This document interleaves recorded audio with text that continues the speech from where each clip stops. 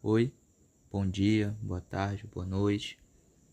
Vim aqui falar um pouco de materiais inteligentes dentro da disciplina de Engenharia dos Materiais, uma equipe formada por mim, João Alexandre, Ariel e José Abreu. Dando início à apresentação, vamos passar pelos seguintes tópicos durante a nossa abordagem sobre o tema: o que são materiais inteligentes, origens e na Segunda Guerra, a evolução tecnológica, aplicações modernas e futuras, impactos éticos e ambientais. Bom, o que são materiais inteligentes? Materiais inteligentes são substâncias que reagem a estímulos externos. Estímulos esses como calor, luz ou campo elétrico, mudando suas propriedades de forma controlada e reversível. São usadas em áreas como medicina, engenharia e robótica pela sua capacidade de adaptação. Como comparação, o aço é um material tradicional que pode ter suas propriedades modificadas por tratamento térmico, enquanto o nitinol é uma liga inteligente de níquel e titânio. Possui memória de forma, retornando à sua forma original quando aquecido. E por que isso acontece? Os materiais inteligentes, como vimos anteriormente, eles respondem a estímulos devido à mudança em sua estrutura molecular ou atômica. Os principais tipos são termorresponsivos, eletroativos, fotorresponsivos e magnetorresponsivos. Falando um pouco sobre cada um, termorresponsivos mudam suas propriedades com a temperatura. O exemplo a gente acabou de ver, o nitinol, que retorna à sua forma original quando aquecido. Eletroativos, eles reagem a campos elétricos, alterando a forma, tamanho ou a rigidez. A gente tem como exemplo a cerâmica piezoelétrica, que geram eletricidade sob pressão e são usadas em sensores. Fotorresponsivos, eles respondem à luz, mudando a cor, a forma ou a condutividade.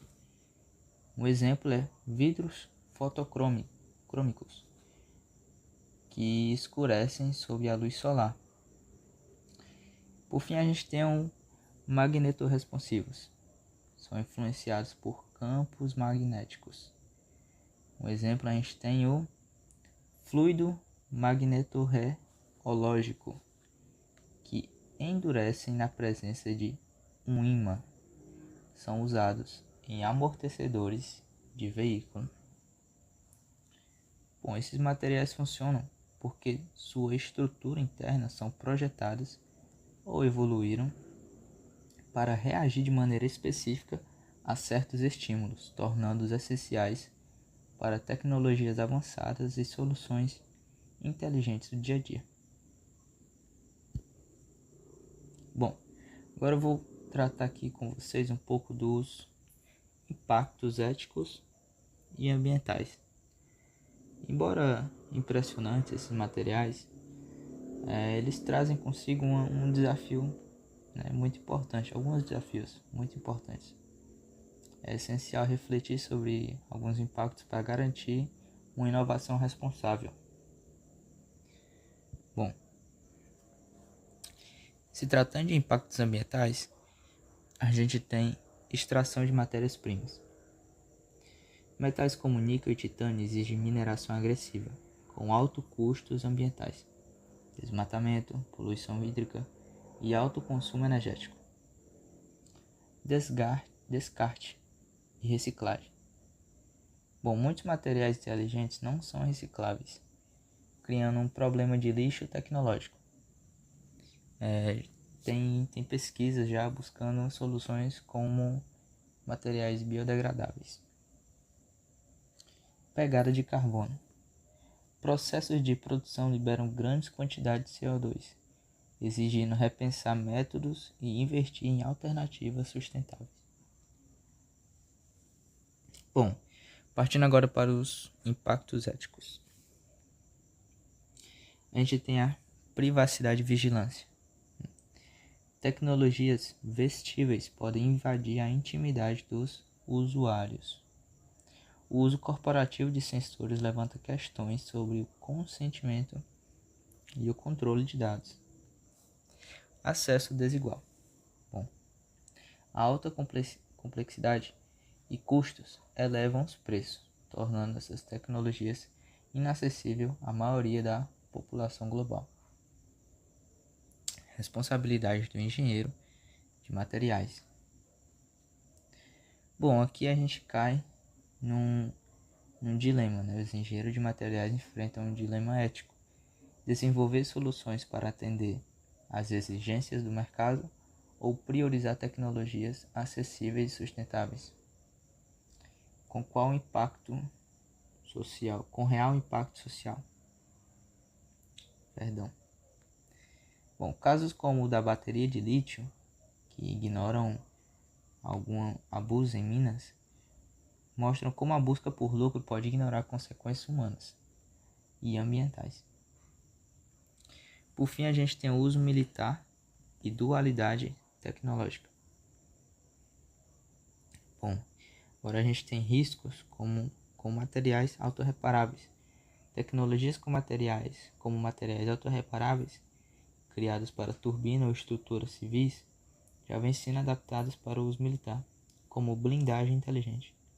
Isso levanta uma preocupação: até que ponto os engenheiros são responsáveis pelo desvio bélico das suas criações. A dualidade tecnológica exige posicionamento ético e limites claros quanto à colaboração com projetos de armamento. Bom, por fim, conclusão. Materiais inteligentes têm enorme potencial, mas sua aplicação exige muita responsabilidade, como acabamos de ver, pois o avanço real é aquele que evolui, protege e respeita. Obrigado.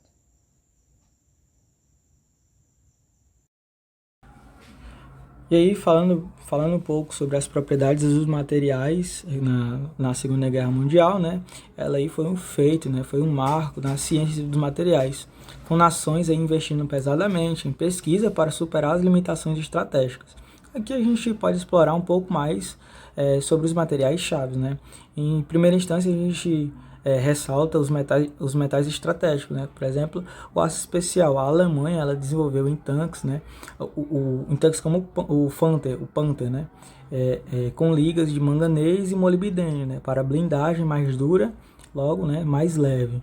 E aí os Estados Unidos, por sua vez, eles criaram o aço HY80 para os submarinos, né? Resistir à pressão, né? Então, teve também o alumínio aeronáutico. A escassez do alumínio no eixo ele levou à reciclagem agressiva.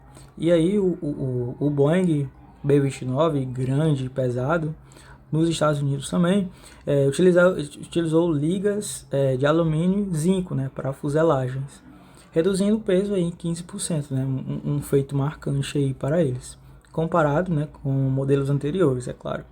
Teve também o magnésio, que é leve e inflamável. Foi usado aí em bombas incendiárias, né, em partes de aviões. Tem alguns caças até, né, o BF-109. Mas aí o seu uso ele declinou devido ao risco de combustão espontânea. Pouco mais depois a gente tem os polímeros e os compostos, né? O acrílico. Ele foi usado em cockpit do avião, que assim foi um feito também marcante. E como mencionado também posteriormente, ele substituiu o vidro por ser inquebrável e moldável. A Alemanha produziu 80% dos acrílicos mundiais em 1944. E tem também o Teflon, né, que é muito utilizado. Descoberto aí acidentalmente em 1938, né? Ele foi aplicado em válvulas do projeto de Manhattan para resistir ao gás hexafluoreto de urânio e ele era corrosivo, né? Sim, teve seus impactos também, é claro. Esses avanços eles não só melhoraram, né, os armamentos, mas também fundaram a metalurgia moderna e a indústria de plásticos. Em segunda instância, a gente tem aí a resistência, né, os implantes médicos e de implantes médicos de liga metálica. A medicina de guerra, né, exigia materiais que combinassem durabilidade e a biocompatibilidade. E aí que entra os materiais inteligentes, né? Teve ligas revolucionárias, né? Tipo o aço inoxidável. Ele foi usado em placas ósseas, continha molibdênio para resistir à corrosão. O molibdênio aparece novamente, né? Ele resistia à corrosão por fluido corporal. Os hospitais de campo aliados, eles registraram 60% menos infecções com esse material, né? E tem o titânio. Ele pesquisado pelos soviéticos para fratura complexa. Sua leveza e a sua resistência à oxidação o tornaram aí propício, né, para as próteses pós-guerra. Teve seus casos de estudos também, as próteses de membros, né. Teve um cirurgião chamado Archibald, né, ele utilizou ligas de cobalto e cromo em queimados da RAF, né, criando aí estruturas que permitiam um movimento mesmo com a pele danificada. Tiveram vários também implantes dentários. A Alemanha desenvolveu pinos de titânio para pilotos com mandíbulas fraturadas. Isso foi uma técnica adotada na odontologia atual também, né? E teve seu legado também. A guerra estabeleceu os princípios da engenharia biomédica com materiais originalmente bélicos, né? Salvando diversas vidas. E logo mais aí teve a flexibilidade, né? Então a linha de produção de materiais sintéticos, né, foi outro feito marcante, principalmente para os smart materials, né, que é o nosso tema. E a logística de guerra ela dependia de substitutos sintéticos para recursos bloqueados, né. A borracha sintética, por exemplo. A gente teve a crise da borracha natural, com o Japão controlando 90% da produção mundial aí em 1942, né? E os Estados Unidos eles lançaram o programa Emergency Rubber em 1943, produzindo aí 800 mil toneladas por ano de borracha sintética, 70% do uso global. E aí suas aplicações, né? Pneu de jipe, selo de tanque e até traje de mergulho para operações anfíbias. Teve também o nylon e vários outros polímeros, né? O nylon ele foi criado pela DuPont, foi usado em paraquedas, substituindo a seda japonesa, cordas e até suturas cirúrgicas. O único paraquedas exigia 1 km de fibra, né? Teve o poliéster, né? O PET, desenvolvido pelos britânicos para revestimento impermeáveis de radares aerotransportados, né? E um dado curioso aqui, que é a fábrica alemã, a IG Farben, ela produzia tanto o Buna S que seu complexo em Auschwitz foi um alvo prioritário dos bombardeios dos aliados, né? E aí o cockpit, né, de acrílico e materiais inteligentes, ele foi apenas o começo aí da inovação em materiais ativos, né? Suas vantagens: a transparência de 92% de vidro, né? O peso aí 50% menor e resistência a estilhaços. O caça P-51 Mustang ele utilizava cockpits de acrílico moldado para melhor aerodinâmica, mas tem também suas limitações, que foi risco de trincas em baixas temperaturas, solucionado aí com aditivos plastificantes, né, em 1943. E teve também os materiais inteligentes embrionários, né, revestimentos anti-reflexo, camada de fluoreto de magnésio em luneta de sniper, aumentando a transmissão de luz em 30%. Ligas aí com memória de forma, por exemplo. Também pesquisas alemãs com nitinol, né, níquel e titânio, para válvulas de motores que se autorregulavam sob calor. O exemplo atual que a gente tem são os vidros à prova de bala. E teve também seu contexto amplo, né, ciência, indústria e ética. A guerra ela forçou aí uma colaboração sem precedentes entre os governos, né, universidades e indústrias. Números que impressionam aí. Por exemplo, os Estados Unidos gastaram 3 bilhões, né, equivalente de dólares, sabe?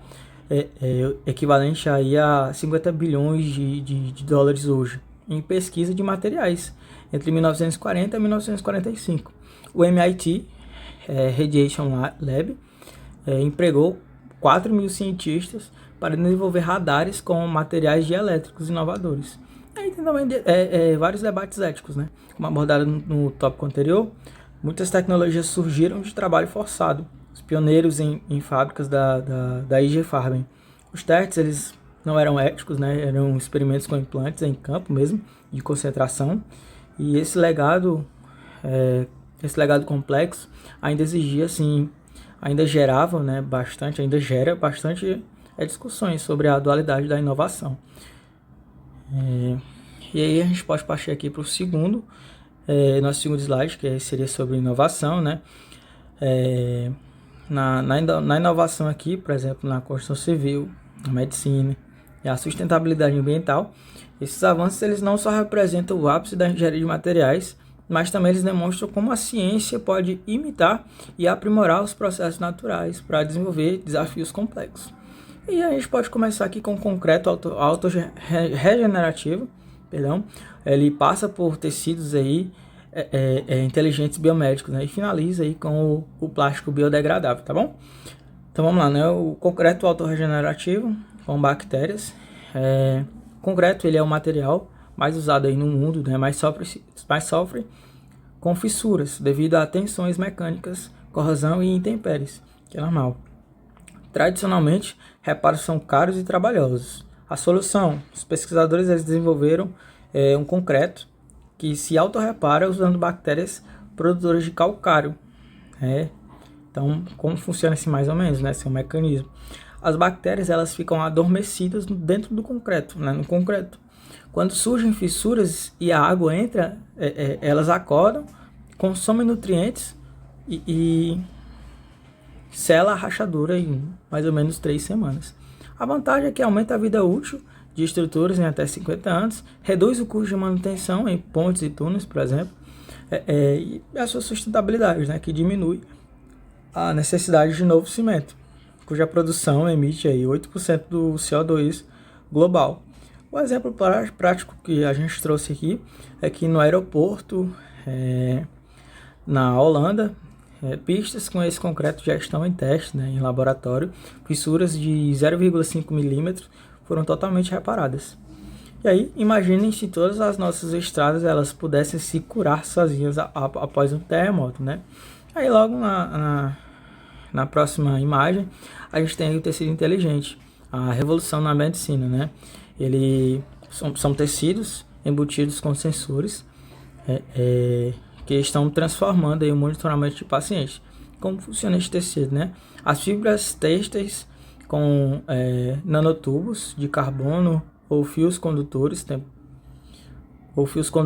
medem os sinais vitais, né? Batimento cardíaco, temperatura e oxigenação em tempo real. Os dados eles são transmitidos para o smartphone ou hospitais via Bluetooth. Suas aplicações, roupa para idoso, né? As roupas para eles alertam aí quedas, né? Por exemplo, sensoria de Smart Socks, né? Para os diabéticos. Camisetas de atletas, né? Que a gente vê aí bastante, que previnem o superaquecimento. Elas são usadas pela NASA em treinos de astronautas também. E aí tem curativos que liberam medicamentos quando detectam infecção também. E um dado impactante é que um estudo da Universidade de Harvard mostrou que esses teitos reduziram em 40% as internações por crises cardíacas não detectadas. E aí a gente tem, né? Enquanto cuidamos da saúde, também precisamos cuidar do planeta. E é aí que entra o nosso próximo plástico, né? O plástico biodegradável. Mais de 300 milhões de toneladas de plástico são produzidas anualmente, mas apenas 9% são recicladas, né? E aí a nossa inovação, né? O plástico, ele é um material, esse que a gente está trazendo, é um material inspirado no exoesqueleto de insetos, né? Na quitina, desenvolvido pela Harvard Wyss Institute, né? Suas características, sua matéria-prima é quitina, de casca de camarão, mais proteína de seda. Tão resistente quanto o alumínio, mas biodegradável em 2 semanas. Seus usos na embalagem de alimento. Ele substitui o isopor. Suturas cirúrgicas que dissolvem sem deixar resíduo. Vasos para mudas que viram adubo no solo. Seu impacto ambiental. Se adotado globalmente, né, esse plástico biodegradável poderia reduzir 30% do lixo plástico em aterros em até 2030, segundo a ONU, tá? Isso é um exemplo inspirador, né? A empresa Cruz Foam já utiliza esse plástico biodegradável em embalagem para a Amazon, eliminando 5 toneladas de plástico por mês. Então a gente já pode ir aí para as considerações finais, né? Esses 3 materiais, concreto vivo, tecido inteligente e esse plástico biodegradável, ele mostra que o futuro já começou. Eles resolvem problemas antigos com soluções elegantes. Seja imitando aí a natureza, como as bactérias que a gente citou, ou o exoesqueleto de insetos, seja integrando tecnologia ao cotidiano. Né? E aí precisamos apoiar pesquisas como essas e pressionar por políticas públicas que incentivam sua adoção em larga escala. Afinal, né, a inovação só tem valor quando chega às pessoas. E aí, da próxima vez que virem uma construção, usarem uma camiseta ou abrirem uma embalagem, lembre-se, né, a ciência está inventando esses objetos para um mundo mais durável, saudável e sustentável. E logo mais aqui a gente tem aqui o geopolímero inovador, né, armazenando eletricidade em construção civil sustentável. Logo mais. Bem, o objetivo dessa parte agora é analisar o papel dos materiais inteligentes como agentes de transformação no setor energético. A discussão vai explorar como esses materiais avançados estão redefinindo os paradigmas da geração, distribuição e consumo de energia, com um foco particular na promoção da eficiência e da sustentabilidade. Definimos materiais inteligentes como compostos que possuem propriedades intrínsecas capazes de responder de forma controlada e reversível a estímulos externos, como variações de temperatura, pressão ou campos eletromagnéticos. Procedemos agora com a análise de 4 categorias de materiais inteligentes e as suas aplicações específicas no setor energético. Primeiramente, os materiais piezoelétricos. Esses materiais exibem a capacidade de converter energia mecânica em energia elétrica. A sua aplicação primária no setor energético reside no desenvolvimento de sensores de alta sensibilidade e em sistemas de captação de energia. Tais sistemas são projetados para capturar a energia de vibrações e movimentos mecânicos residuais em infraestruturas como turbinas e dutos, tornando-se fontes de alimentação para sistemas de monitoramento autônomos. Passando aqui para a nossa segunda categoria, nós temos os materiais com memória de forma. A principal característica desses materiais é a sua capacidade de retornar a uma forma predeterminada após sofrer uma deformação mediante a aplicação de um estímulo térmico. Essa propriedade os torna ideais para o emprego em atuadores de alta precisão para o controle de sistemas térmicos e mecânicos. Ao se adaptarem a mudanças de temperatura e pressão, otimizam o funcionamento de válvulas e comportas, resultando em um controle mais eficiente e na redução do consumo energético de sistemas auxiliares. Em terceiro lugar, destacam-se os materiais fotoativos avançados, com menção especial ao grafeno.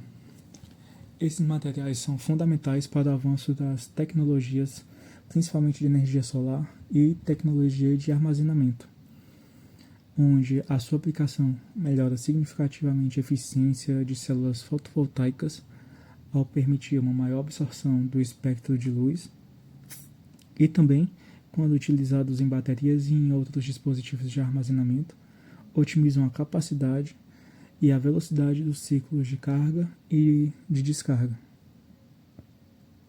Por fim, nós temos os vidros inteligentes. Esses sistemas, também conhecidos como vidro eletrocrômicos, possuem a capacidade de regular a transmitância de luz e calor através das superfícies.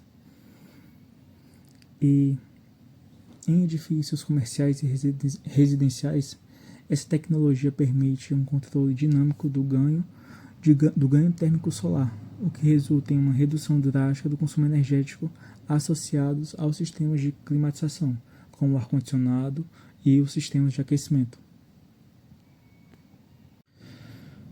Tendo examinado as funcionalidades técnicas das principais categorias de materiais inteligentes, vamos passar para uma análise mais aprofundada da sua importância e do seu resultado no impacto estratégico no setor energético. Esses materiais não são meras melhorias incrementais. Eles devem ser compreendidos como catalisadores fundamentais para a revolução energética em curso. A sua implementação estratégica é um pilar para a construção de um futuro energético global que seja simultaneamente mais eficiente e mais sustentável. Analisaremos esse impacto sob 4 óticas principais: o aumento da eficiência, o reforço da sustentabilidade, a aceleração da inovação e o crescimento do mercado associado.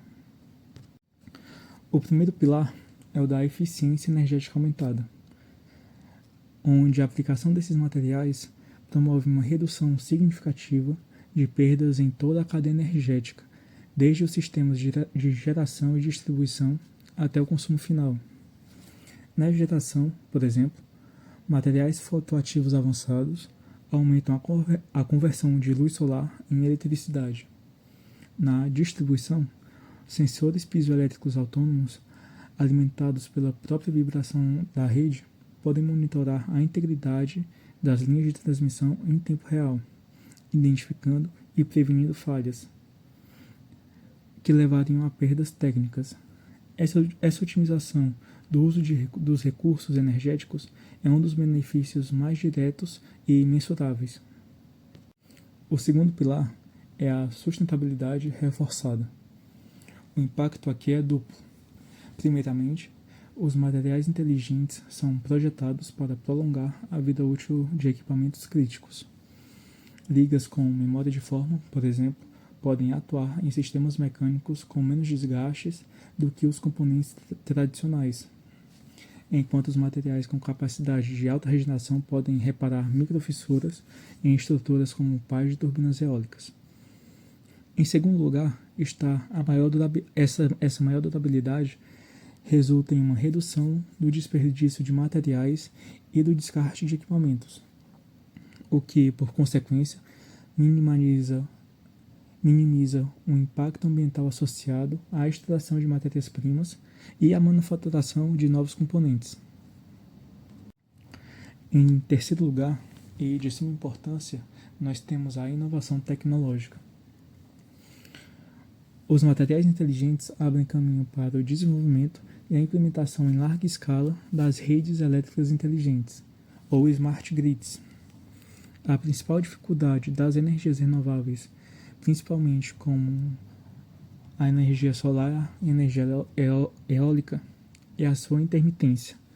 As smart grids necessitam de soluções adaptativas autônomas para gerenciar essa variabilidade. E é precisamente o que esses materiais oferecem. Sensores que fornecem dados em tempo real, atuadores que respondem instantaneamente para reroutear o fluxo de energia e sistemas de armazenamento mais eficientes que estabilizam a rede. Eles são, portanto, a tecnologia habilitadora para o avanço das energias renováveis. E, finalmente, o quarto pilar é o crescimento do mercado global. A transição para uma matriz energética mais limpa está criando uma demanda massiva por novas tecnologias. O mercado de materiais inteligentes, nesse contexto, estima um crescimento exponencial. E esse crescimento não apenas impulsiona a competitividade entre os países e as empresas, mas também fomenta ativamente uma economia mais verde e resiliente. A criação de novos empregos qualificados em pesquisa, desenvolvimento e manufatura de materiais avançados é uma consequência direta, solidificando as bases para um desenvolvimento econômico sustentável a longo prazo. Em síntese, o impacto estratégico desses materiais é profundo e multifacetado, endereçando aos principais desafios técnicos, ambientais e econômicos do setor energético contemporâneo. Bem, em resumo, nós vimos que esses materiais não são usados como meras otimizações, mas sim como verdadeiros catalisadores para a revolução energética. A sua implementação estratégica é, portanto, um fator determinante para transformar o panorama global da energia. A contínua pesquisa e o desenvolvimento aplicado destes materiais são imperativos para a consolidação de um futuro energético que seja tecnologicamente avançado, competitivo e fundamentalmente sustentável. Bem, obrigado, pessoal. Esse foi o nosso trabalho sobre os materiais inteligentes e nós esperamos que vocês tenham gostado.